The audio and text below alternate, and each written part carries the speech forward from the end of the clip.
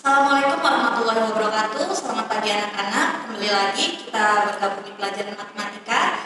Hari ini materi kita yang akan kita bahas adalah Pythagoras, ya, teorema Pythagoras. Nah, mari kita simak ya bersama-sama. Nah, seperti yang kalian lihat layar di belakang saya, di situ ada sebuah gambar. Nah, ini yang disebut dengan Pythagoras, nama dia, ya. Namanya Pythagoras. Nah, teorema Pythagoras itu berasal dari atau diambil dari nama beliau tersebut, ya. Teorema Pythagoras berasal dari seorang matematikawan dari Yunani yang bernama Pythagoras. Tetapi ada juga yang menyebutkan bahwa teorema Pythagoras ini berasal dari Cina. Nah, yang mana nih yang benar? Karena ada sebuah buku yang merupakan buku matematika berbahasa Cina. Nah, diperkirakan buku tersebut berasal dari tahun 1100 sebelum Masehi. Nah, pada buku tersebut terdapat sebuah diagram yang dinamakan Schwann-2. Diagram tersebut menunjukkan hubungan antara hipotenusa dan sisi yang lain pada segitiga siku-siku. Nah, nanti kalian akan belajar setelah ini ya, apa itu hipotenusa, apa itu sisi-sisi yang ada di sebuah segitiga siku-siku. Mari kita simak bersama-sama lagi.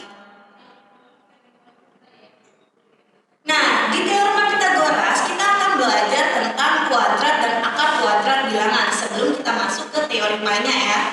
Teorema Pythagoras erat kaitannya dengan bentuk kuadrat. Nah, di semester ganjil kemarin ya, kita sudah belajar tentang pengkuadratan. Dan di kelas 1 juga kita sudah belajar tentang kuadrat. Seharusnya kalian sudah bisa mengerti untuk akar kuadrat ya, yang akan kita pelajari di teorema Pythagoras. Nah, di sini akar kuadrat dari atau dilambangkan dengan akar A adalah suatu bilangan tak negatif yang jika dikuadratkan sama dengan A. Nah, silakan perhatikan kuadrat berikut. Di sini saya tuliskan jika X kuadrat sama dengan A dan X lebih besar dari sama dengan 0, maka akar A sama dengan X. Nah, kalian bisa ingat kembali bentuk kuadrat A. A kuadrat itu adalah penjabaran dari A dikalikan dengan A. Jangan sampai lupa. Nah, selanjutnya saya punya contoh soal. Nah, di sini ada 6 buah soal yang saya bagi menjadi 2 ya. Nah, yang pertama di bagian yang pertama itu nomor 1 sampai 3. Hitunglah nilai kuadrat bilangan berikut. Nah, ini kita akan flashback pelajaran kelas 1. Di mana soalnya ada 12 kuadrat, 23 kuadrat dan 35 kuadrat. Dan yang bagian yang kedua kita akan membahas tentang hitungan nilai akar kuadrat bilangan-bilangan berikut. Akar 4, akar 64 dan akar 484. Nah, kita bahas cara penyelesaiannya untuk flashback kembali. Untuk 12 akar 2 itu adalah penjabaran dari 12 dikali 12 sama dengan 144. Kalian bisa melihat ya di sini. Nah, di sini ada 144. Sedangkan 23 akar 2 penjabaran dari 23 dikali 23. Hasilnya apabila kalian hitung adalah 529. Nah, sedangkan 35 pangkat 2 merupakan penjabaran dari 35 dikalikan dengan 35. Hasilnya adalah 1225. Nah, sekarang yang bagian kedua, jangan sampai kalian lupa untuk pelajaran akar kuadrat berikut. Nah, di sini ada akar 4. Nah, akar 4 itu merupakan hasilnya adalah 2. Sedangkan akar 64 adalah 8.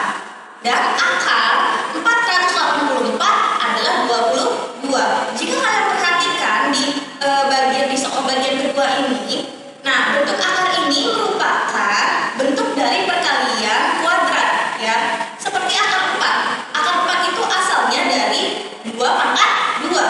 Akar 64 asalnya dari 8 pangkat 2.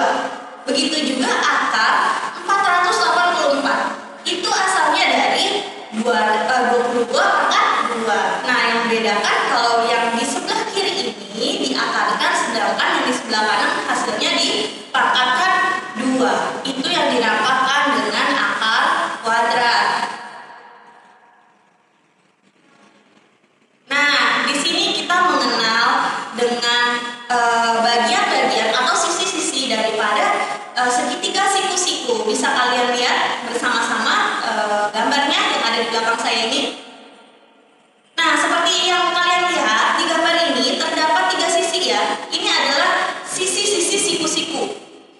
yang nilai AC dan nilai atau garis AB. Ini adalah sisi daripada siku-siku. Ya, kenapa ini disebut dengan sisi siku-siku? Karena di sini ada tandanya ya, ada tanda atau lambang daripada siku-siku. Dan garis miring yang menghubungkan antara titik B dengan titik C disebut dengan hipotenusa atau yang biasa kita sebut dengan sisi miring daripada segitiga siku-siku.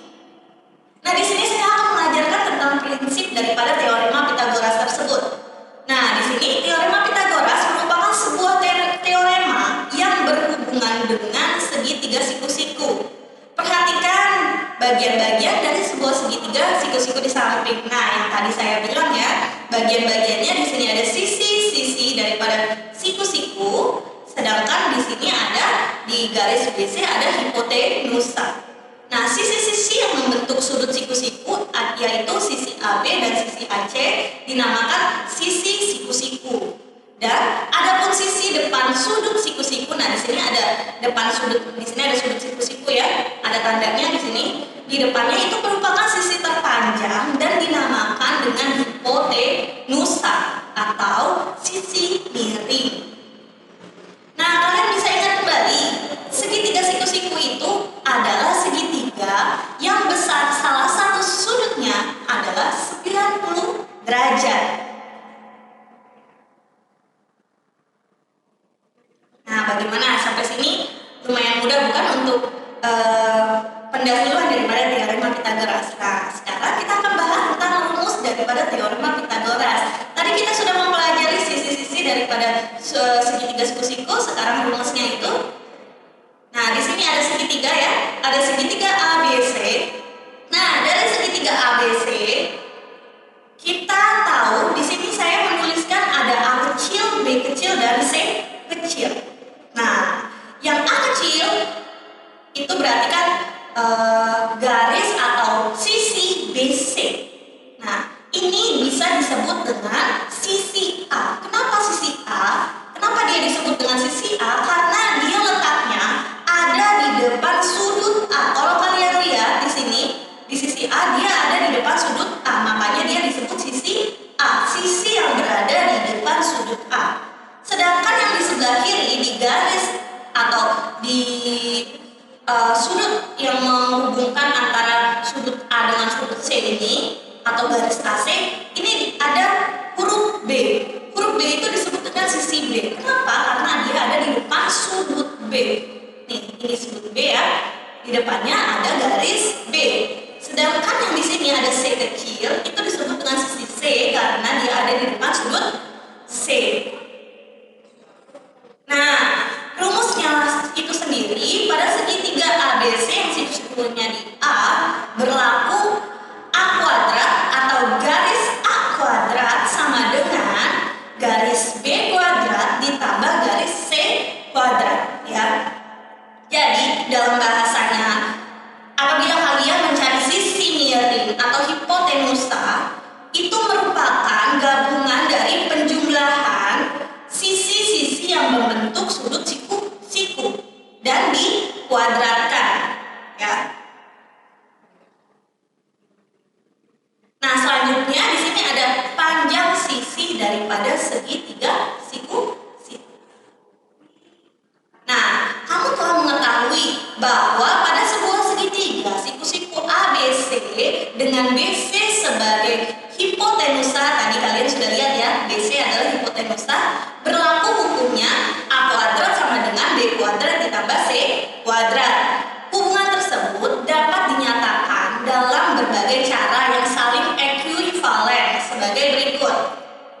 Maksudnya ekuivalen itu sama ya, apabila kita menggunakan rumus yang satunya itu bisa sama hasilnya. Nah, di sini saya sudah gambarkan lagi. Di situ ada segitiga ABC di mana BC sebagai hipotenusa. Nah, di sini ada rumus A kuadrat tadi ya, rumus dasarnya ada A kuadrat sama dengan B kuadrat ditambah C kuadrat. Apabila kita mengubah rumusnya menjadi A sama dengan akar dari B kuadrat ditambah C kuadrat, itu pun juga bisa ya. Seperti di slide yang dua slide di belakang tadi saya sudah menerangkan apabila akar itu sama dengan akar dan atau pangkat 2. Akar itu akar 2 ya, ini ya. Akar yang kalau seperti ini. Akar pang ini disebut dengan akar pangkat 2 sama saja dengan pangkat 2. Ya, jadi kalau misalkan di sini hanya A saja, dan kalau di sini kan A kuadrat ya, di sebelah kanan hanya A saja. Kita tambahkan yang sama dengannya ini dengan menggunakan akar. Tapi apabila kita sudah menggunakan A pangkat 2, kita tidak gunakan akar lagi. Jelas ya? Nah, apabila kalian mencari sisi B, caranya B kuadrat sama dengan A kuadrat dikurang C kuadrat, atau dalam arti kata, selain kalian mencari hipotenusa atau kalau kalian mau mencari sisi yang menghubungkan atau yang membentuk sudut siku-siku, itu caranya dengan mengurangkan hipotenusa dikurangkan salah satu sisi yang sudah diketahui. Seperti ini. Ini hipotenusa atau A kuadrat ya, dikurangi dengan C kuadrat apabila kalian mau mencari B kuadrat. Atau kalian juga bisa menggunakan rumus B sama dengan akar daripada A kuadrat dikurang B kuadrat. Nah, yang terakhir ini, jika kalian mencari sisi C atau panjang sisi C, sama seperti yang rumus yang kedua ini ya. Apabila kamu mencari sisi selain hipotenusa, kamu harus mengurangkan hipotenusa dengan salah satu sisi yang sudah diketahui. Ya, seperti ini, C kuadrat sama dengan A kuadrat. A kuadratnya adalah hipotenusa dikurangkan dengan B kuadrat. Ya, atau bisa juga menggunakan rumus C sama dengan akar dari A kuadrat dikurangi dengan B kuadrat. Mudah bukan ya? Kalian tinggal, nah, ketiga rumus ini kalian wajib menghafal atau memahaminya. Nah, di sini saya punya contoh soal. Contoh soal yang pertama saya bentuk ada sudut atau segitiga siku-siku ya, segitiga ABC masih tetap A sebagai hipotenusanya. Nah, di sini soalnya segitiga siku-siku ABC di A diketahui panjang AB-nya adalah 3 cm dan AC-nya itu adalah 4 cm. Yang ditanya, hitunglah panjang AC. Nah, sedangkan ini masih soal ya. Sedangkan soal yang kedua masih dengan gambar segitiga yang sama dengan A sebagai hipotenusa. Di sini segitiga ABC siku-sikunya masih di A, siku-siku di titik A, diketahui panjang sisi miringnya atau hipotenusanya itu adalah 10. Sedangkan panjang AB-nya atau sisi yang C itu adalah 6. Hitunglah sisi AC. Nah, kalau yang tadi yang ditanya hipotenusanya, BC-nya, sekarang yang ditanya adalah sisi lain selain hipotenusa. Nah, bagaimana cara penyelesaiannya? Kita bahas dulu yang pertama. Di sini saya juga sudah gambarkan lagi ada segitiga siku-siku di mana titik A adalah titik siku-sikunya dan sisi A adalah sebagai hipotenusanya. Berarti rumusnya bisa kita pakai BC kuadrat atau hipotenusa sama dengan AB kuadrat ditambah dengan AC kuadrat. Karena kita mencari hipotenusa, kita bisa langsung masukkan angka-angkanya. Nah, di sini AB kebetulan sudah kita ketahui ya. AB-nya adalah 3, kita tambahkan kuadrat di sini dan AC-nya adalah 4. Kita tambahkan kuadrat. Nah, kuadratnya dari mana, Bu? Kuadratnya dari rumusnya ya. Karena kita mencari teorema Pitagoras di sini atau kita mencari sisi miring daripada teorema Pitagoras. Nah, di sini 3 kuadrat kalau kita cari hasilnya 9 dan 4 kuadratnya kita cari hasilnya 16. Apabila kita jumlahkan hasilnya adalah 25. Nah, hasil 25 ini ya, nah, itu masih BC kuadrat. Yang mau kita cari adalah atau soalnya meminta hanya sisi BC-nya saja, tidak pakai kuadrat. Jadi BC kuadrat sama dengan 25, sedangkan BC kuadratnya ini kita pindahkan menjadi bentuk akar di sebelah kanan. Jadi akar daripada 25 adalah 5. Jika kalian belum bisa menghitung bentuk akar, kalian bisa menggunakan pohon faktor seperti kegiatan atau pelajaran yang sudah kita lakukan sebelum-sebelumnya. Silakan dicari lagi bagaimana cara mencari akar menggunakan pohon faktor. Ya, jadi panjang BC-nya adalah 5 cm.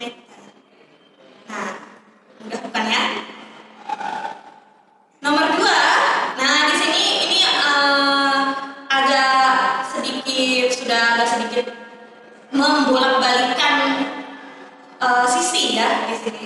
Nah, seperti yang kalian tahu, rumus dasarnya tadi masih BC kuadrat sama dengan AB kuadrat ditambah AC kuadrat. Nah, yang kalian tahu juga sisi miring atau hipotenusanya bisa kalian langsung tulis.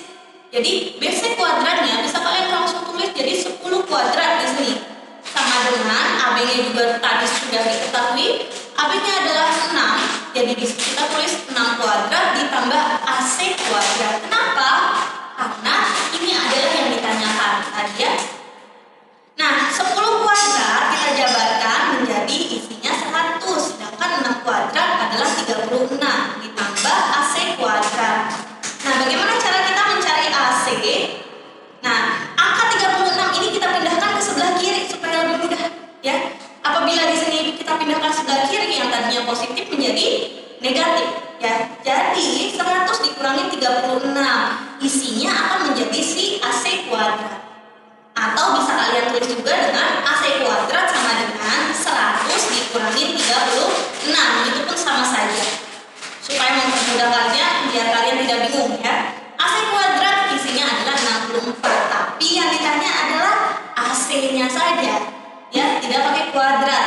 Sama seperti soal nomor 1, kalau kita mau menghilangkan kuadrat, kita harus menambahkan akar di angka yang ada di sebelah kanan.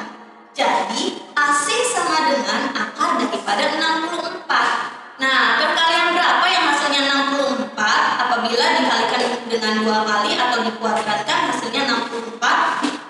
Jadi, AC-nya kalau dicari hasilnya adalah 8. Kalian bisa menghitung sendiri, 8 dikali 8 apakah benar 64? Nah, bisa kalian koreksi sendiri di rumah. Jadi, panjang sisi AC adalah 8 cm. Baik, untuk teorema Pitagoras di part 1 ini cukup sampai di sini. Semoga kalian bisa memahami ya. Untuk teorema Pitagoras pendahuluannya kita akan sambung di pembelajaran minggu depan dengan mencari sudut yang ada di segitiga ya. Nanti pelajarannya akan menjadi menarik kembali. Baik, untuk hari ini saya rasa cukup. Saya hanya ingin menghimbau kepada kalian jangan dulu keluar rumah karena masih dalam kondisi COVID ya, dan sepertinya kasus COVID ini meningkat, jadi kalian di rumah saja dulu, jangan kemana-mana. Nah, tetap stay di rumah, jaga kesehatan, selalu cuci tangan, menggunakan masker, jangan lupa. Baik, Ibu rasa cukup sampai situ. Wassalamualaikum warahmatullahi wabarakatuh.